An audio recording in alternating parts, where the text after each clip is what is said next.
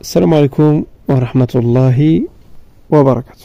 قصة جديدة وموضوع جديد، اعطونا لايك واشتراك ويلا نبداو. هاد القصة الأخوة كيحكيها أحد المسجونين. يقول: كنت أنا مسجون على تهمة مالية، يعني شيكان وكذا، وهاد القصة وقعت في المملكة العربية السعودية. فيقول: وأنا في السجن، وإذا به في يوم من الأيام يعني يدخل علينا السجن رجل ذو هيئة وذو هيبة، ويظهر أنه من أعيان المجتمع، يعني رجل ميسور الحال. يقول: فدخل علينا، السلام عليكم السلام، جلس لا يكلم أحد ولا يكلمه أحد، كئيب حزين، يعني يظهر عليه القهر. وقهر الرجال أيها الإخوة والأخوات صعب وصعب جدا، لا يعرف قيمة قهر الرجال إلا الرجال.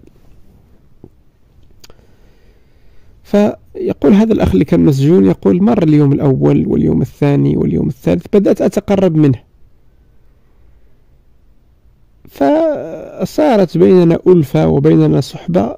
فقلت له: أخبرني عن قصتك، يعني لماذا أنت هنا في السجن؟ فقال: أخبرني أنت الأول عن قصتك. فأخبره المسجون أن علي ديون لم أستطع أن أسدد مستحقاتها لأصحابها، فأنا الآن في السجن بسبب الديون. قال له: أنت ما قصتك؟ قال: أنا قصتي عجيبة وغريبة. قال: أخبرني. قال: أنا قبل 35 سنة كنت طالب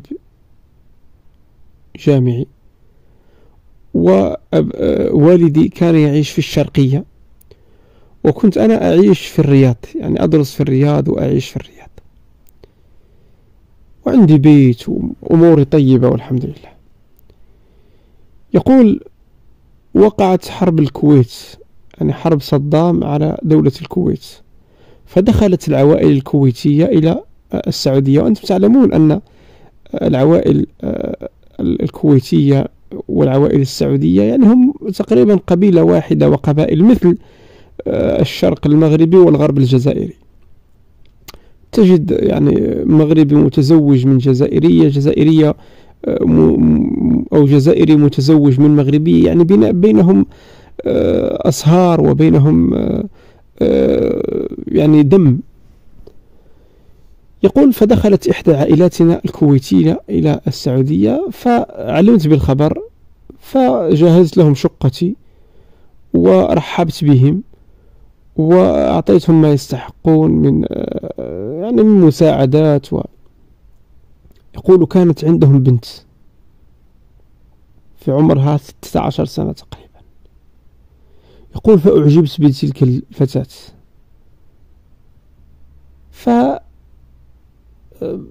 الحرب وانتهت، ثم رجعوا العائلة هذه الكويتية إلى الكويت، وتبادلنا يعني الأرقام وتبادلنا. فأخبرت والدي، قلت: يا والدي أنا أريد الزواج. قال لي: أهلا وسهلا. قلت له: ولكن أريد الزواج من العائلة الفلانية، عندهم بنت شفتها وأعجبتني وأريد. قال لي: يا ابني إلا تلك العائلة. قلت: يا أبي لماذا؟ قال لي: قلت لك أنت الآن تريد أن تستشيرني ولا تريد أن تأخذ رأيي؟ قلت: لا، أنا أريد أن أخذ رأيك. قال: إذا تريد تأخذ رأيي إلا تلك العائلة لا تتصاهر أبدا معهم ولا تأخذ من عندهم. يعني الأب يظهر أنه يعني عنده علم وعنده اطلاع على تلك العائلة، وهذه صراحة موجودة. يعني بعض العائلات إذا كان فيهم خبث أو فيهم غدر أو فيهم شيء من هذا القبيل، فتجد معظم العائلة فيها هذا، إلا نادرا تجد شخص يعني ينصرف أو لا يميل إلى ما يوجد عند عائلته. فالمهم، يقول هذا الشاب المسجون الذي دخل إلى السجن، يقول: أنا تعرفون طيش الشباب وطيش عنفوان الشباب. يقول: أنا لم أخذ برأي أبي وتزوجت الفتاة. يقول: في الأول كانت أمورنا طيبة جدا، كانت أمورنا طيبة، وعشنا السنة الأولى في أحلى أيامها وأحلى أشهرها، يعني عشنا سنة عسل. يقول فبدأت المشاكل تدب. كيف بدأت المشاكل؟ تأتي أم الزوجة إلى البيت فتبدأ يعني تطلب من ابنتها بعض الأمور، يعني لماذا لم يشتري لك هذه، لماذا لم يشتري لك شيء، لماذا كذا، لماذا كذا. فالزوجة تطلب، يعني تنفذ طلب أمها، فتقول لها أمي قالت لي لماذا زوجك لم يشتري لك الشيء الفلاني، وفلانة اشترى لها زوجها. يقول فدب الخلاف بيننا، دب الخلاف بيني وبين زوجتي. وفي كل شهر كل أسبوع تأتي الأم من الكويت إلى السعودية لابنتها، ويأتي أخوها وأخواتها وتبدأ الاتصالات وتبدأ. يقول فدبت المشاكل بيننا،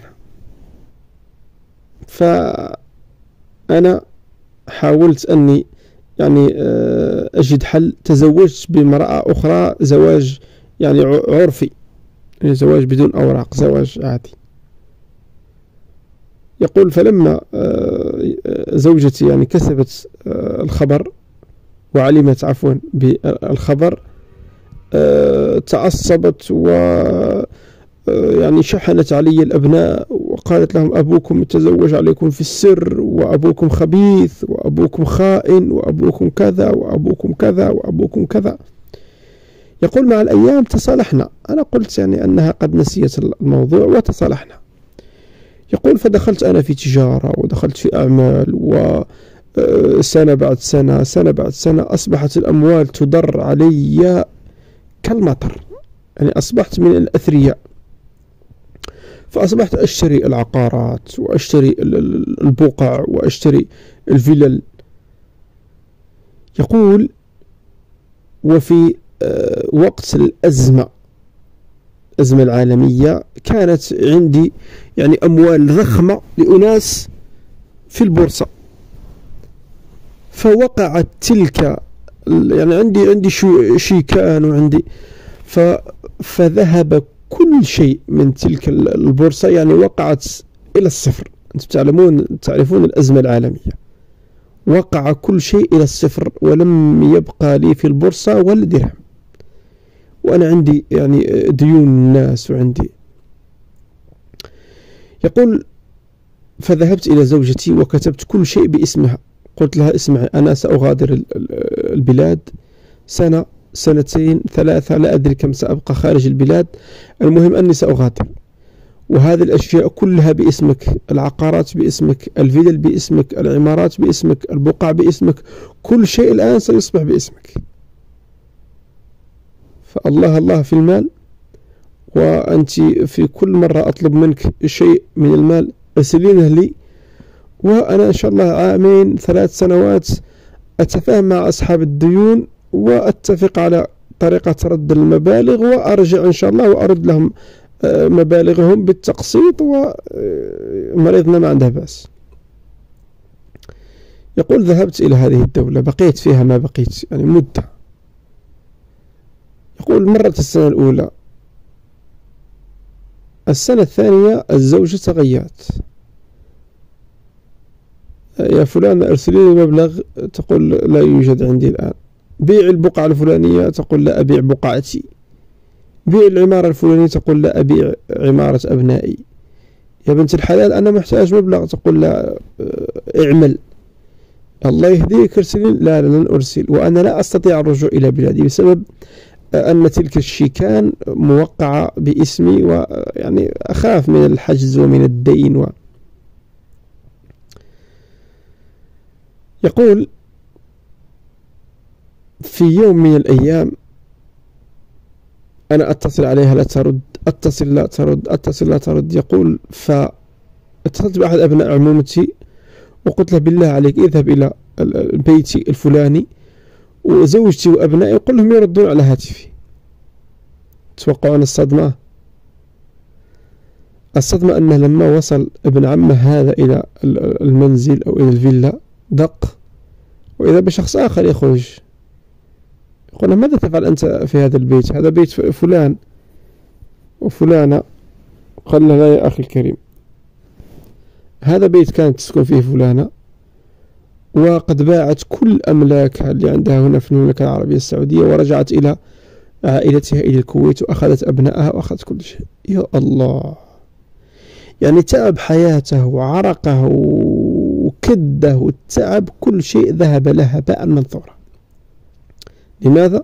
لأنه لم يأخذ بنصيحة أبيه عندما أخبره قال له تلك العائلة لا تتزوج منها. وهذه نستفيد منها فائدة أيها الإخوة والأخوات. لا نأخذ كلام الوالدين على أنه كلام يقال، لا، هم يتكلمون عن خبرة، يتكلمون عن تجربة، هم يحبون لنا الخير أكثر مما نحبه نحن لأنفسنا. يقول فرجعت، يعني اضطررت أني أرجع، فرجعت فأمسكوني الآن الشرطة، شرطة الحدود، على أن علي ديون وعلي أموال لابد أن أردها إلى أصحابها. وأنا الآن رجعت، وأنا الآن كما تراني في السجن، ذهب كل شيء وباعت هي كل شيء وحياتي تدمرت، لم يبقى لي ولا درهم.